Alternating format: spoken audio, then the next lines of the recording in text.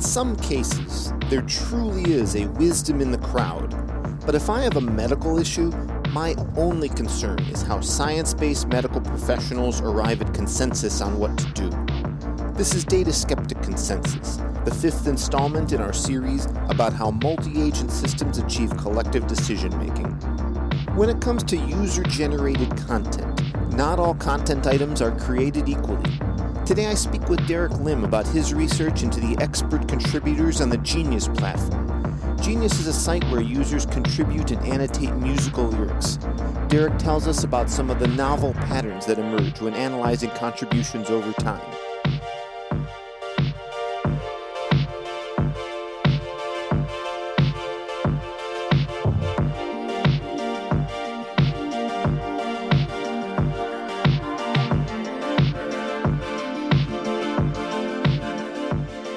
I'm Derek Lim, and I'm currently going into my last year of undergraduate study at Cornell University. Very neat. What in particular are you studying? Yeah, I study math and computer science. Those are my majors. And more specifically, I do work in the applied mathematics side of things and the machine learning and data science side of things. Very cool. For me, I come more from the computer science side. I have a vague sense of what applied maths means, but I will label it as vague. I'm curious, do you have any particular methods or ways in which that blends nicely with the data science that you might want to share? Oh yeah, applied mathematics is already a vague term, so don't worry about that. But yeah, it's a very broad term, but tools that I like to use and that are generally very helpful are things like numerical computing, numerical linear algebra, optimization, and I'd label a lot of those as applied math, but it's definitely a very blurry term.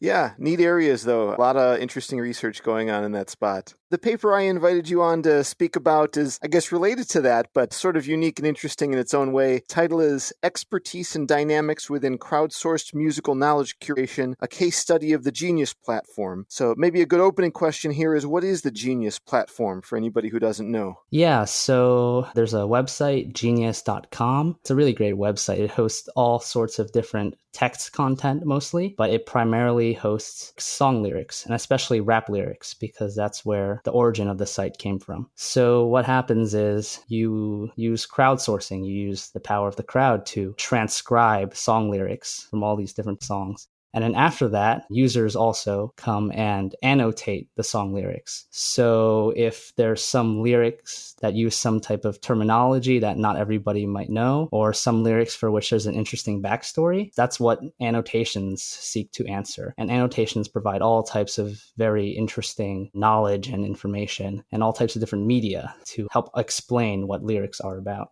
Could you contrast the content of some of those user contributions to maybe what Wikipedia users put into the Wikipedia system? Yes.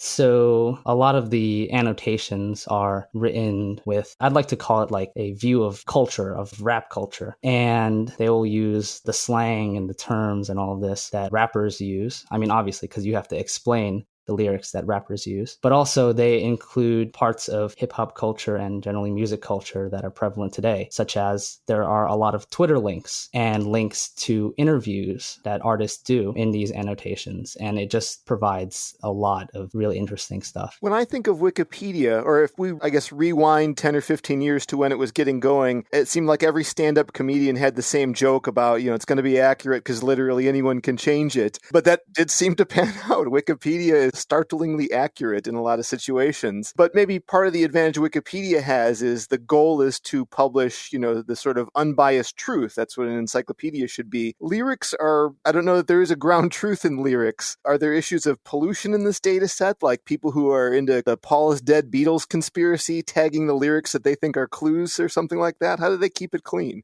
Yeah, so there are a lot of studies on Wikipedia that show in certain fields, actually, Wikipedia is quite accurate and it covers a lot of the information. But there's also a lot of interesting studies on edit wars. But I have not really found instances of edit wars on Genius, which is nice. And maybe people don't make super controversial annotations, but I definitely noticed when analyzing the annotations that a lot of these users are definitely putting a lot of their own opinion into these annotations and actually quite a good amount of speculation translation. And, maybe the stakes aren't as high for Genius as they are for an encyclopedia that a ton of people use as a very important source every day. But it's also something that I think Genius kind of wants to avoid, because if you read some of their frequently asked questions pages or things like that, they will recommend you to add a lot of factual sources. But I'm sure that they definitely like the opinionated takes sometimes. And also, not everything can be factual when you don't have, the original artist interpreting your lyrics. But yeah, I don't think it's that problematic. And I actually think, in fact, it adds an interesting twist to all these annotations. And it allows users to add an interesting twist to their own annotations. So I'm going to ask you a somewhat impossible question. If I said, summarize who is the persona of the Genius contributor, everyone's kind of a unique snowflake doing it for their own reasons. But are there any broad properties you've seen emerge? Why are people contributing their time to this crowdsourced effort?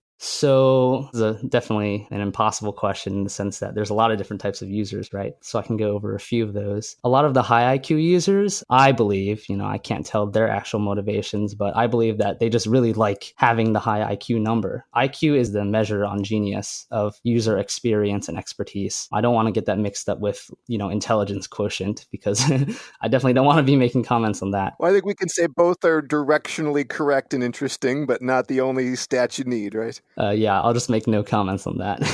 So users with high Genius IQ, they just really like seeing, I think a lot of them like seeing the points go up. And I do think they have a lot of external motivation beyond just being a high status user on Genius. So on Genius itself, there are, say, leaderboards. So there's two big types of leaderboards. One is just the IQ leaderboard, which is just overall users on the site who has the highest IQ. And another is the individual artist leaderboards. So for each artist, you can go on their page and see the top 50 or top 10 or so highest ranked annotators of that artist. So yes, those are two big motivations for these high Genius IQ users. Become a super fan, essentially, yeah? Yes. And also some external motivations include things like, if you look at a lot of the highest IQ users, they have links to their other social media pages. But I'm not too sure how big of a role that plays, if you want to just get Genius IQ to promote something else. I mean, I've definitely seen some people promote their songs on Genius, but I'm not sure how much of a motivation that is for most users. But yeah, the artist leaderboard thing is very interesting, because if you look at some of these users, you'll see clear patterns in that,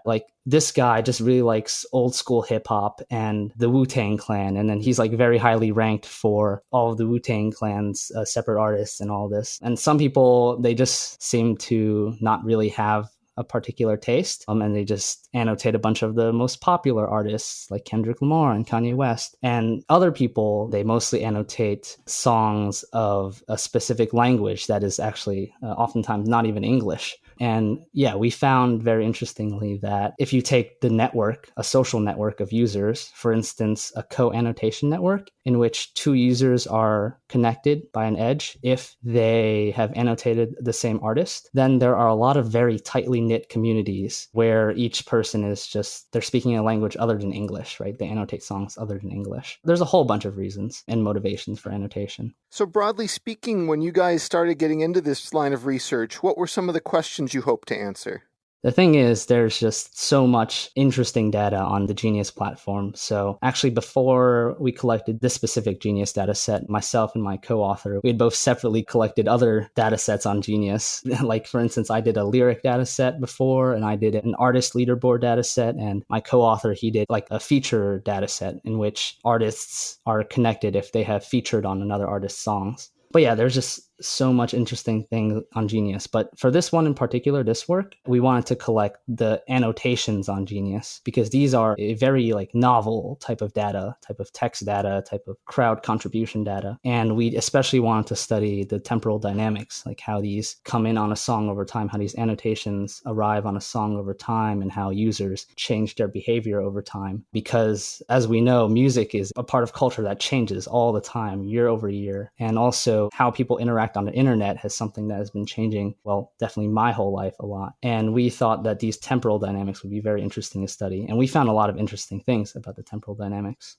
Yeah, let's start unpacking that. Temporal over, obviously, the axis is time, but what are some of the dimensions you're looking at? Is it the artists or the contributors? What are sort of the time series phenomenon you started looking into? The big one is annotations over the lifespan of a song. So once a song is transcribed, we look at the arrival of annotations on like the segments of lyrics on that song. And this is where our main model comes from, because we found interesting behavior that differentiates the arrival of these annotations from the arrival of contributions on other sites like Stack Overflow and Amazon reviews. Well, interesting is that, and I don't know that you could know this with certainty, but one hypothesis we could put out there that seems plausible is this like a pioneering first to market? I want to be the one that gets all the annotations in early and gets the points. Could that explain some of the behavior? Yes. So this time pressure to annotate, it appears to be, from what we've seen, a big contributor to these dynamics. So one way to see this is by looking at the length of annotations as they appear on a song. So a lot of the earlier annotations, they will be shorter, actually substantially shorter than the later annotations. And we suspect this is because users may want to come in and annotate a set of lyrics before anybody else does. And yeah, so this actually is completely opposite from the behavior of Amazon reviews. So on an Amazon product, you are allowed to review it and there is no like competition. You could just add a review no matter how many reviews there are on a product. And what researchers have found in those dynamics is that early reviews actually tend to be longer and they have a higher helpfulness score. And then reviews in the middle and reviews that come later are actually shorter. So on Genius, it's completely opposite. And we think this is because of perhaps some competition to annotate the lyrics that people like. Interesting. Even though I have not looked at this data set with any level of detail the way you have, it seems to me there are a lot of long-tailed distributions. Could you unpack, some of your general observations about the data set? Is there any 80-20 rule at play or just some general thoughts there? Oh, yeah, absolutely. So if you look over all users and look at activity over all users, for instance, if you look at the annotation counts, the distribution of annotation counts by user, you'll find that there is basically this 80-20, this heavy-tailed distribution where a few users at the top, they make like most of the annotations over the whole site. And also a few of the users at the top, they have very high IQ. This is definitely something that we had to take into account. For our prediction tasks, we have to take into account this heavy-tailed distribution of IQ. And we split the users into not like high Genius IQ and low Genius IQ, but it's more like super, super high Genius IQ and somewhat high Genius IQ to predict which users have super, super high IQ, basically. We call them super experts. Thanks to this week's sponsor, Brilliant. This week I want to tell you about Brilliant's group theory course. I got to group theory a little late in my studies, but I'm glad I did. It helped me out a lot with my object-oriented design, or maybe it made it more complicated. Either way, really enjoyed the subject, and I can't think of a better way to get into it than the group theory course at Brilliant. It will introduce you to some very fundamental topics in mathematics and help you better understand things you thought you already understood. Group theory has a very gentle introduction, starting out learning about symmetries and some of the basic principles and building blocks for this mathematics. Like all Brilliant courses, it's wonderfully visual and broken up into bite-sized chunks for learning. If you're looking for something arguably more practical, visit the statistics and probability section and look at the courses they have available there. As far as I'm concerned, these are really all required for any decent data analyst or especially a data scientist. Whether you're learning for the first time or need a quick review, Brilliant is a great tool to help get you deep into a subject in a way that's understandable and fun to learn. Head over to brilliant.org/dataskeptic so they know we sent you. You even get a nice discount. Brilliant.org/dataskeptic.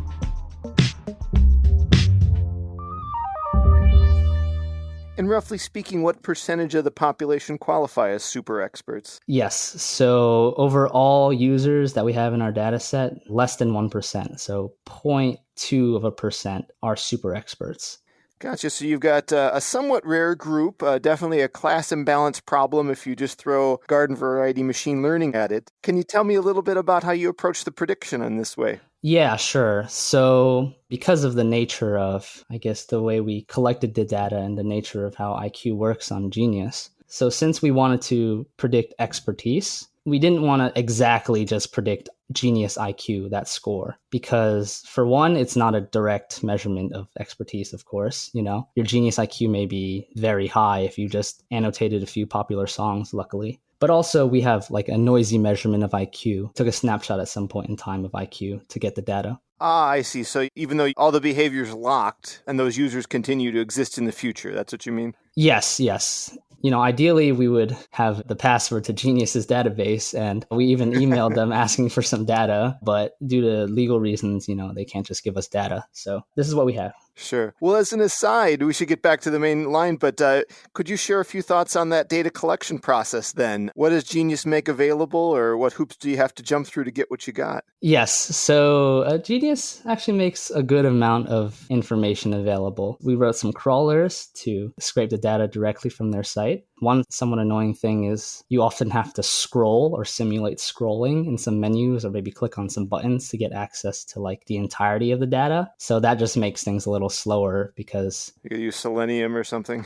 Yes. We had to simulate a browser as opposed to just hopping around in the HTML, which would be much nicer. But overall, it wasn't that bad. So some data that we wish we had and that we asked for is temporal data for the social network. So we do not have evolution of the social network over time. Like we do not have when someone followed someone. And another very important thing that we do not have is the exact evolution of upvotes and downvotes on annotations over time, as well as who made those upvotes and downvotes. Those would be very nice to have, but we don't. And in part because of this, we had to come up with our own metrics for like annotation quality beyond just upvotes. And I do have to say upvotes are not a perfect measurement of annotation quality either, because once again, the popularity comes into play. Like you could just annotate a very, very popular song and you get 100 times more upvotes than a much better annotation on a less popular song. Makes sense, yeah. Well, tell me a little bit more then, before we get back to the prediction stuff, about that quality score. What sort of metric did you come up with to put that numeric objective value in place? Yes. So looking at annotations manually at first, as everyone should do, meaning everyone should look at their data manually first, right? So we first looked at length, I believe, the annotation length. But as I mentioned earlier, annotation length also has to do with time pressure to annotate. So it's not actually a really great measurement of quality, even though it's a good feature for predicting things like featured articles on Wikipedia, like just the article length, or answers on Stack Overflow. It doesn't work that well here. But one thing that we found worked really well is the number of these so-called quality tags in the annotation. So quality tags, they belong to the set of HTML tags that we found in annotations that indicate some sort of nice, rich content or some media in the annotation. Like, for instance, links and images and links to Twitter and embedded videos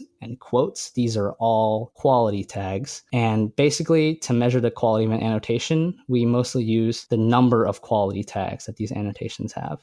Got it. That seems pretty reasonable to me. Let's get into the prediction then. Can you tell me a little bit about what sort of mechanism you guys put together to actually do the prediction?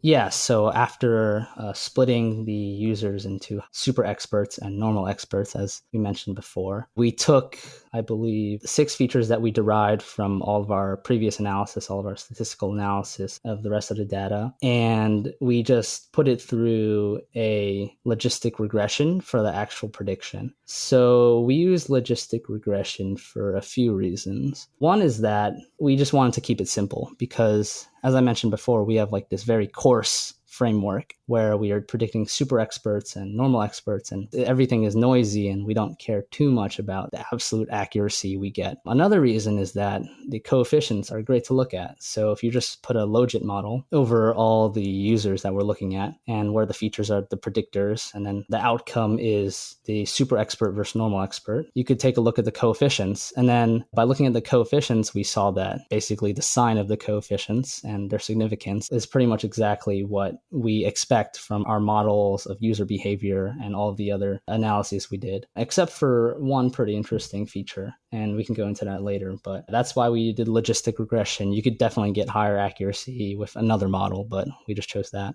Well, one way we could contrast it, maybe the most extreme way, the sort of the moment way you could have approached this was some massive deep learning model where, you run the edits through some embedding system. Maybe you even encode the song itself as variables. You do no feature engineering whatsoever. You spend a heck of a lot of money on compute and you hope for the best. I guess my colors are showing here, but could you contrast your choice to do a sort of custom feature engineering over trying to take advantage of these trends in letting some automation of feature engineering happen?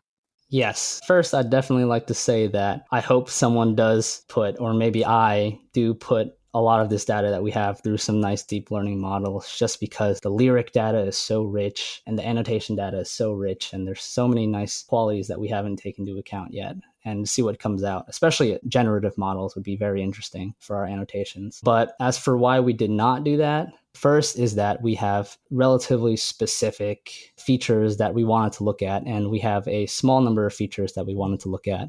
Yeah, once again, the accuracy does not matter as much. We wanted a way to interpret the coefficients of the features that we were looking at. One, to validate our previous models, and two, just to make sure that we're not missing any useful information about the behavior of these experts. Yeah, the interpretability of those features is a strong argument for the logistic regression. With that in mind, what did you guys learn when you looked under the hood? What were some of the most dominant features that helped the prediction? Yes, so the number of quality tags, as I detailed before, it just works really well, and you could see it in the coefficients. It's a very positive coefficient. Besides that, the time between the first 15 annotations of a user, meaning how long do they, wait between annotation 1 and annotation 2, or between annotation 3 and annotation 4, as well as the time between their edits. How long do they wait before their first edit on the site and their second edit on the site, and so on. Those actually turned out to be pretty useful features. And one very interesting thing is that those two features, they have coefficients of opposite sign. So a user that had more time, that spent more time waiting between their annotations, was more likely to be a super expert, whereas a user who spent less time between their edits was more likely to be a super expert. So yeah, that was very interesting. And we think it's because quality of annotation matters a lot, and perhaps just the amount of time you take to write an annotation matters a lot. So, if you don't face the time pressures, as we mentioned earlier, this might be a very good signal for your expertise. Whereas for edits, maybe it's just that we want someone who makes a lot of edits because they could recognize that annotations have some downfalls, right? Definitely, yeah. You'd mentioned one feature that it sounded like you were surprised it didn't turn out to be as helpful as you'd anticipated. What was that? Oh, yeah. So I think what I meant was that the sign was the opposite of what I thought. So it was the mean time between edits. So I was surprised that the mean time between edits would have an opposite sign to that of the mean time between annotations. Yeah, it's intuitively positive, but your explanation seems very well aligned intuitively also, I guess, when you think a little deeper. Yeah. We can't know just from looking at it just like this. We have to dive deeper for sure. I don't know much about how Genius is structured as an organization, but I imagine somewhere in that corporate tree is someone with a title like community manager or engagement expert, and surely they know that, not every person's going to turn into a super user. You do appreciate the people who show up and make one contribution. That's it. It all adds up. But they like to encourage maybe one-time users to be two-time users, or cultivate some of these 1% super high IQ people you've identified. Do you think any of your results provide some insight that could guide that person's choices in how they build and improve the community? We talk about something similar in our discussion a bit. We assume that users come to the site, and the same users that contribute to the site like the information on the site, right? Either it's entertaining or informative or things like this. And they care about looking at annotations for lyrics that they like. And so our model of behavior for how users make annotations, it kind of suggests some ways that users can basically kind of hack their way to get more annotations on a song. So one important aspect of incentivizing annotations on Genius is the amount of IQ you get on an annotation, right? And there are network effects here, because if you annotate on a song, it will probably get more views and have more activity and more engagement. And then there can be more annotations coming in. So let's say that some user wants annotations on this song that they like. Then to incentivize others to come annotate the song, because maybe they don't understand it yet, they could annotate some easy lyric of that song. And then the network effects come in and basically allow more annotations. As for what a site operator can do, so we see that in the beginning, beginning of a song's lifespan, the early annotations are often of like higher quality in terms of quality tags, even though,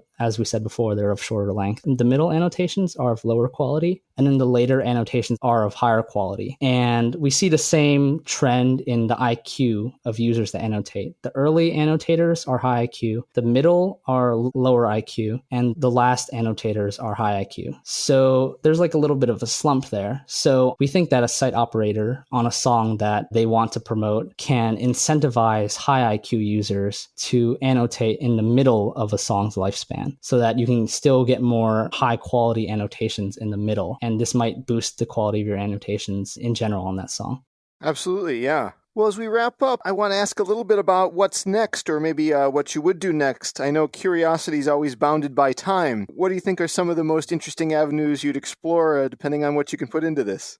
Yes. So one big thing is we haven't seen these type of temporal dynamics of the annotations on like any other site so far. But we think that there's definitely some sites such that their crowdsourced information follows these dynamics. So one thing we want to do is just basically compute the dynamics for a couple of different types of sites. Like, for instance, I think structured wikis where like for each article you want certain types of information, like the history, or maybe for a human you want like their early career and early life. So when you have these structured prompts that are similar to the prompts that lyrics on a song give, like, what does this lyric mean? What does this lyric mean? I think that those sites, those structured wikis, could possibly follow similar temporal dynamics. And I hope other people investigate that. And also, as we mentioned before, like a little bit about the deep learning side of things, the big models, I think that generative models, I haven't thought too much about this, so I'm just throwing it out there, but I think that generative models would be really interesting to play with this, because people have,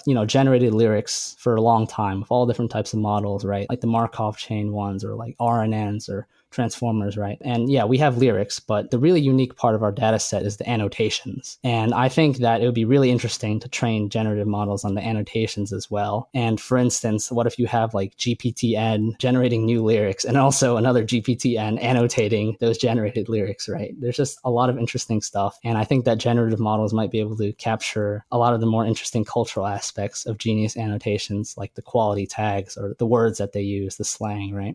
Yeah, definitely. Very novel idea. Well, Derek, you'd mentioned at the beginning you're in your final years in undergrad. What's next for you? So I hope to do more machine learning and data science research, just look at interesting data sets. I mean, I think probably most listeners of the podcast would like to. And also, I'm planning on going to grad school next year, so I'm looking for PhD advisors. That's my future, hopefully. Excellent. Where can people follow you online? You can follow me on Twitter at DerekLim_LZH. Perfect. I'll have that in the show notes as well. Derek, thanks again so much for taking the time to come on the show and share your work. Yeah, thanks for having me. It was really fun.